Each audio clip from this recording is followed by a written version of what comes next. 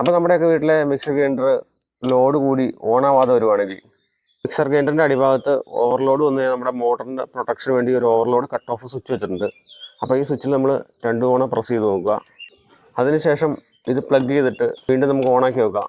എന്നിട്ട് ഓണാവുന്നില്ലെങ്കിൽ ഇതിൻ്റെ അടിഭാഗത്ത് 4 സ്ക്രൂ വരുന്നുണ്ട്. അതഴിച്ചാൽ ഈ ബാക്കിലെ പോർഷൻ ഊരിപ്പോരും.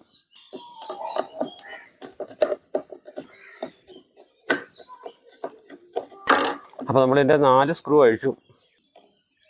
ഇതാണ് മോട്ടർ. അപ്പോൾ നമ്മൾ എന്തെങ്കിലും ഓവർലോഡൊക്കെ ഇട്ട് ഉപയോഗിച്ച് കഴിഞ്ഞാൽ നമ്മുടെ മോട്ടറിൻ്റെ പ്രൊട്ടക്ഷന് വേണ്ടിയാണ് ഈ ഓവർലോഡ് സ്വിച്ച് വെച്ചേക്കണത്. അപ്പോൾ ഇത് ഈ ഓവർലോഡ് സ്വിച്ച് ഓപ്പൺ ആയി പോവുകയാണ്. അപ്പോൾ നമുക്ക് ഈ ഓവർലോഡ് സ്വിച്ച് കംപ്ലൈൻ്റ് ഉണ്ടോ എന്ന് ചെക്ക് ചെയ്യാം. സ്വിച്ച് ഓൺ ആക്കി ഇടുക. അപ്പോൾ നമ്മൾ അതിനായിട്ട് ഓവർലോഡ് സ്വിച്ചിൻ്റെ ഒരു വയർ ഊരിയെടുക്കണം. അപ്പോൾ നമ്മൾ ശ്രദ്ധിക്കണം, പ്ലാസ്റ്റിക്കിൻ്റെ ഈ പോർഷനിൽ മാത്രമാണ് നമ്മൾ കൈ പിടിക്കാവുള്ളൂ. ഇനി നമ്മൾ പ്ലഗ് ചെയ്ത ശേഷം ഷോർട്ട് ചെയ്ത് കഴിഞ്ഞാൽ മിക്സി വർക്ക് ചെയ്യണോ എന്ന് നമുക്ക് ചെക്ക് ചെയ്യാൻ പറ്റും. ഇനി നമുക്ക് ഇതിൻ്റെ ഓവർലോഡ് സ്വിച്ച് മാറിയാൽ മതി.